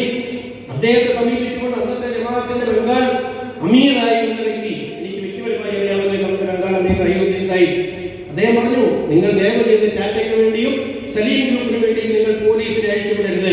ടാറ്റയ്ക്ക് ഭൂമി എവിടെയും കിട്ടും, നിങ്ങൾക്ക് കൊണ്ട് ബംഗാളിയിൽ നിന്ന് കിട്ടുകയുള്ളൂ. വെട്ടിവെച്ചു. ആരുടെ നേതൃത്വത്തിൽ? സുവേന്ദി അധികാരിയുടെ നേതൃത്വത്തിൽ നൂറുകണക്കിന് മുസ്ലിങ്ങൾ കൊല്ലപ്പെട്ടു. ആ സുവേന്ദി അധികാരിയുടെ BJPയുടെ പ്രതിപക്ഷ നേതാവ് അഡ്ഡപടലം BJPയിലേക്ക് പോയി ബംഗാളിൽ. എന്തുകൊണ്ട്? ആ വെടിവെപ്പാണ് പ്രശ്നം ഉണ്ടാക്കിയത്. ഒറ്റക്കെട്ടായി മുസ്ലിങ്ങൾ ബംഗാളിൽ CPM പുറകിൽ നിന്നതാണ്. ആ മൊത്തം മുസ്ലിങ്ങളെ അകറ്റിക്കളഞ്ഞത് നന്ദിഗ്രാമിന്റെ വെടിവെപ്പാണ്. CPM-കാരെ മനസ്സിലാക്കണമെന്ന് പറയുമ്പോൾ അവർക്ക് വിരോധം കാര്യമൊന്നുമില്ല. ഇനി അവശേഷിക്കുന്ന കേരളമാണ് 56 മാറിലേക്കെത്തി. ഈ കൊച്ചി കേരളം നഷ്ടപ്പെടുന്നത് അവർക്ക് ദുഃഖമുണ്ട്, ശരിയാണ്. പക്ഷെ അതിന് വളഞ്ഞു വഴി സ്വീകരിക്കാൻ പാടില്ല. നിരന്തരമായി കേരളത്തിൽ, ഞാൻ പാലക്കാടിനെ പറ്റി പറഞ്ഞതോ മലപ്പുറത്തെ പറ്റി പറഞ്ഞതോ ഹിന്ദുവിലെ ഇന്റർവ്യൂ അതിലേക്കൊന്നും ഞാൻ കിട്ടിയില്ലാതെ പോകുന്നില്ല. അതുകൊണ്ട് കേരളത്തിൽ CPM, LDF, UDF എന്ന ഈ കോമ്പിനേഷൻ നിലനിൽക്കണം. അത് തകർന്നാൽ BJP കയറി വരും എന്ന് അടിയുറച്ചാണ് ഇപ്പോഴും ജമാഅത്ത് ഇസ്ലാമി വിശ്വസിക്കുന്നത്. LDF-ന്റെ സമ്പൂർണ്ണമായ തകർച്ച, CPM-ന്റെ സമ്പൂർണ്ണമായ തകർച്ച കേരളത്തിന്റെ സെക്യുലർ ഫാബ്രിക്കിനെ തകർക്കുമെന്ന് വിശ്വസിക്കുന്ന ഒരു പ്രസ്ഥാനമാണ് ജമാഅത്ത് ഇസ്ലാമി. പക്ഷേ അതിന് CPM കൂടി തീരുമാനിക്കണം. ഒരുതരം ഭ്രാന്തമായ വിരോധത്തിൽ ഈ രൂപത്തിലുള്ള ആരോപണങ്ങൾ വിളിച്ചു പറഞ്ഞുകൊണ്ട് മുസ്ലിം സമൂഹത്തെയും ബോധമുള്ള ഇത്തരം രാഷ്ട്രീയ ബോധമുള്ള ഇസ്ലാമിക പ്രവർത്തകരെയും പൂർണ്ണമായും മറുചേരിയിലേക്ക് ആട്ടിത്തെളിച്ചുകൊണ്ട് ഹിന്ദു വോട്ടുകൾ സമാഹരിക്കാൻ കഴിയില്ല എന്ന് കഴിഞ്ഞ പഞ്ചായത്ത് ഇലക്ഷൻ ബോധ്യപ്പെട്ട കാര്യമാണ്. ഇവിടെ ഒരുപക്ഷെ ചിലർ വിചാരിക്കുന്നുണ്ടാകും, UDF തകർന്നാൽ BJP CPM മത്സരം വരും. അങ്ങനെ വന്നാൽ ന്യൂനപക്ഷങ്ങൾ നിർബന്ധിതാവസ്ഥയിൽ CPM-ന് കൂടി അങ്ങനെയല്ല വരാൻ പോകുന്നത് UDF BJP മത്സരത്തിലേക്കാണ്. പ്രിയപ്പെട്ട ഇടതുപക്ഷ സുഹൃത്തുക്കൾ എന്നെ ശ്രമിക്കുന്നവരാരെങ്കിലും ഉണ്ടെങ്കിൽ, കേരളം വരാൻ പോകുന്നത് യഥാർത്ഥത്തിൽ UDF BJP മത്സരത്തിലേക്കാണ്. ഈ കോലത്തിൽ പോയാൽ, കാരണം കഴിഞ്ഞ പഞ്ചായത്ത് ഇലക്ഷനിൽ ഞാൻ മനസ്സിലാക്കുന്നത് CPM-ൽ തന്നെയുള്ള ഈ ക്യാമ്പയിനിൽ വർഗീയവൽക്കരിക്കപ്പെട്ട ആളുകൾ BJP-യിലേക്കും പോയി, ഇതിൽ മനം മടുത്ത ആളുകൾ UDF-ലേക്കും പോയി. അതാണ് CPM-നോട് ഇത്രയും പറയാനുള്ളത്. അത് തിരിച്ചു പിടിക്കണമെങ്കിൽ അതിധീരമായ സെക്യുലർ നിലപാടിലേക്ക് മുഖ്യമന്ത്രിയും പാർട്ടിയും മടങ്ങി വരുന്നതാണ് പാർട്ടിക്ക് നല്ലത്, കേരളത്തിൽ നല്ലത്. ജമാഅത്ത് ഇസ്ലാമി നാട്ടക്കുറയാക്കി നിർത്തിയാൽ വിജയിക്കില്ല എന്ന് 2019 മുതൽ അവസാനത്തെ പഞ്ചായത്ത് ഇലക്ഷൻ ബോധ്യപ്പെട്ട സ്ഥിതിക്കെങ്കിലും ബഹുമാനപ്പെട്ട മുഖ്യമന്ത്രിയും CPM നേതാക്കന്മാരും യാഥാർത്ഥ്യബോധത്തിലേക്ക് വരേണ്ടതാണ്. ജമാഅത്ത് ഇസ്ലാമിക്കെതിരെ ഈ രൂപത്തിലുള്ള ഭീകരമായ ആരോപണങ്ങൾ ഉന്നയിച്ച് ഇവിടുത്തെ ഹിന്ദു വോട്ടും മുസ്ലിം സമൂഹത്തിലെ ജമാഅത്ത് വിരുദ്ധരെന്ന് അവർ വിശ്വസിക്കുന്ന മറ്റു മുസ്ലിം വോട്ടുകളും സമാഹരിക്കാനുള്ള സ്ട്രാറ്റജി ആണെങ്കിൽ പ്രിയപ്പെട്ട സുഹൃത്തുക്കളെ അത് പരാജയപ്പെടും. അപ്പോൾ ജമാഅത്ത് ഇസ്ലാമി CPM ഒരു വിരോധമില്ല, വിശ്വസിച്ചാലും ഇല്ലെങ്കിലും. ഇനിയും അത്ര സാഹചര്യമാണ്. കേരളത്തിന്റെ പുറത്ത് 4 സ്ഥലത്ത് CPM ജയിച്ചു. തമിഴ്നാട്ടിൽ ജയിച്ചു, രാജസ്ഥാനിൽ ജയിച്ചു. 4ഇടത്തും ജമാഅത്ത് ഇസ്ലാമിയുടെ വോട്ടും കൂടി കൊണ്ടാണ് അവർ ജയിച്ചത്. അപ്പോൾ കേരളത്തിന്റെ പുറത്താകാം, 19-ന് മുമ്പാകാം, കേരളത്തിൽ പാടില്ല, 19-ന് ശേഷമായിട്ടില്ല എന്ന നിലപാട് സ്വീകരിക്കാൻ പറ്റില്ല. ജമാഅത്ത് ഇസ്ലാമിന്റെ അസ്തിത്വം, ഒരു നിലപാട്, ആ നിലപാടിൽ സന്ദർഭോചിതമായ ഒരു രാഷ്ട്രീയ പിന്തുണ നൽകും. ആ രാഷ്ട്രീയ പിന്തുണയുടെ പേരിൽ ഈ രൂപത്തിൽ വർഗീയവൽക്കരിക്കല്ല വേണ്ടതുകൊണ്ട് ഇത് കേരളത്തിലോ CPM-നോ ഇടതുപക്ഷത്തിനോ ഗുണകരമല്ല എന്ന ഒരു ഗുണകാംശപരമായ ഒരു നിലപാടായി മനസ്സിലാക്കുക. അതാണ് ജമാഅത്ത് ഇസ്ലാമിന്റെ പ്രത്യേകത. മറ്റ് മുസ്ലിം സംഘടനകൾ അവരുടെ അനുയായികൾ പക്ഷേ ഇപ്പോൾ സമസ്ത എടുക്കുകയാണെങ്കിൽ അവരുടെ അനുയായികൾ ഭൂരിപക്ഷത്തിൽ ലീഗിനോടായിരിക്കാം അഫിലിയേഷൻ, പക്ഷേ സമസ്ത നിലപാട് പറയാറില്ല. സലഫി പ്രസ്ഥാനങ്ങൾ എടുക്കുകയാണെങ്കിൽ അവരുടെ അനുയായികൾക്ക് ഒരു പക്ഷേ ഇതിനോടായിരിക്കും നിലപാട്, പക്ഷെ അവർ പരസ്യമായ നിലപാട് പറയാറില്ല. AP സുന്നികൾ എടുത്തു നോക്കുകയാണെങ്കിൽ അവരുടെ ഭൂരിപക്ഷത്തെ നിലപാട് LDF-ന് അനുകൂലമായിരിക്കാം, പക്ഷെ AP ഗ്രൂപ്പ് ഒരു നിലപാട് പരസ്യമായി പറയാറില്ല. ദക്ഷിണ കേരള നിമിത്തമായി എടുത്തു നോക്കുകയാണെങ്കിൽ അവരുടെ അനുഭവം ഒരുപക്ഷെ UDF-നോടായിരിക്കാം, അവരുടെ നിലപാട് പരസ്യമായി പറയാം, പക്ഷെ ജമാഅത്ത് ഇസ്ലാമി പരസ്യമായി പറയും. ഇതാണ് ജമാഅത്ത് ഇസ്ലാമിന്റെ അടിസ്ഥാനപരമായ നിലപാട്. അതിന്റെ പേരിൽ, ആ പരസ്യമായി പറയുന്നതിന്റെ പേരിലാണ് ഈ പൂശിക്കൽ മുഴുവൻ. പരസ്യമായി ഉണ്ടാതെ ഇരുന്നുകൊണ്ട് കേരളത്തിലെ മുഴുവൻ ജമാഅത്ത് ഇസ്ലാമി പ്രവർത്തകർ ഉള്ളിൽ കൂടി ഒരു സർക്കുലർ കൊടുത്ത് ആർക്ക് ഓടിയാലും ആർക്കൊരു കുഴപ്പമൊന്നുമില്ല. പരസ്യമായി പറയുന്നതാണ്. LDF വിശ്വസിക്കുകയാണോ ഈ ജമാഅത്ത് ഇസ്ലാമിന്റെ ക്യാമ്പയിൻ കൊണ്ടാണ് ഇങ്ങോട്ട് പോയത്? അത്രയും വലിയ ശക്തി ജമാഅത്ത് ഇസ്ലാമിക്കുണ്ടെന്നാണ് ഇവർ വിശ്വസിക്കുന്നത്. ജമാഅത്ത് ഇലക്ഷൻ നിലപാട് സ്വീകരിച്ചാൽ കേരളം മുഴുവൻ മാറിപ്പോകുന്നതാണോ? കേരളത്തിലെ മുസ്ലിം മുഴുവൻ മാറിപ്പോകുന്നതാണോ? അത് ജമാഅത്തിന് വലിയ ക്രെഡിറ്റാണ്. അത്രയും വലിയ ഭാരമൊന്നും ഞങ്ങൾ തലയിൽ വെച്ച് നോക്കാൻ ആഗ്രഹിക്കുന്നില്ല. അത്രയും വലിയ ഭാരം കേരളത്തിലെ മുഴുവൻ മുസ്ലിങ്ങളും ഞങ്ങളുടെ നിലപാട് സ്വീകരിച്ചാൽ വോട്ട് മറിച്ചു കളയുമെന്നുള്ള അത്രയും വലിയ ഒരു ഭാരമൊന്നും ഞങ്ങൾ വെച്ചു വെക്കാൻ ആഗ്രഹിക്കുന്നത്. അത്രയും വലിയ ബഹുമതി നമുക്ക് ആവശ്യമില്ല. കേരളത്തിലൊരു പൊതുബോധമുണ്ട്. ആ പൊതുബോധത്തെ രൂപീകരിക്കുന്നതിൽ ജമാഅത്ത് കഴിയും. ആ പൊതുബോധ രൂപീകരണത്തിൽ ജമാഅത്തെ ഇസ്ലാമിയുടെ പങ്കിൽ CPM ഭയപ്പെടുന്നുണ്ട്. ആ ഭയപ്പെടുന്നതിൽ കാര്യവുമുണ്ട്. അതിന് നിലപാട് മാറ്റുക എന്നതല്ലാതെ ഈ രൂപത്തിലുള്ള വിച്ച് ഹണ്ടിങ്, വേട്ട എന്ന് പറയുന്നത് ഫലപ്രദമാവുകയില്ല എന്ന് മാത്രം വളരെ വിനീതമായി ഒരിക്കൽ കൂടി പറഞ്ഞുകൊണ്ട് ജമാഅത്തെ ഇസ്ലാമി സ്ഥായിയായ LDF വിരോധമുള്ള പ്രസ്ഥാനമോ സ്ഥായിയായ UDF വിധേയത്വമുള്ള പ്രസ്ഥാനമോ ഒന്നുമല്ല. ജമാഅത്തെ ഇസ്ലാമിന്റെ പൊളിറ്റിക്കൽ ഓപ്ഷൻ എന്നും ഓപ്പണാണ്. അതെവിടെയും പണയം വെച്ചിട്ടില്ല, നാളെയും പണയം വെക്കില്ല. അത് മതാധിഷ്ഠിതമല്ല, അത് സാമൂഹിക അധിഷ്ഠിതമാണ്, സെക്യുലർ അധിഷ്ഠിതമാണ്, രാഷ്ട്രത്തിന്റെ നന്മയ്ക്ക് അധിഷ്ഠിതമാണ്. അതിൽ മതപരമായ നിലപാടിന് യാതൊരു പങ്കുമില്ല എന്ന് സൂചിപ്പിച്ചുകൊണ്ട് ഞാൻ നമുക്ക് അവസാനിപ്പിക്കുകയാണ്. അൽഹംദുലില്ലാഹി റബ്ബിൽ ആലമീൻ.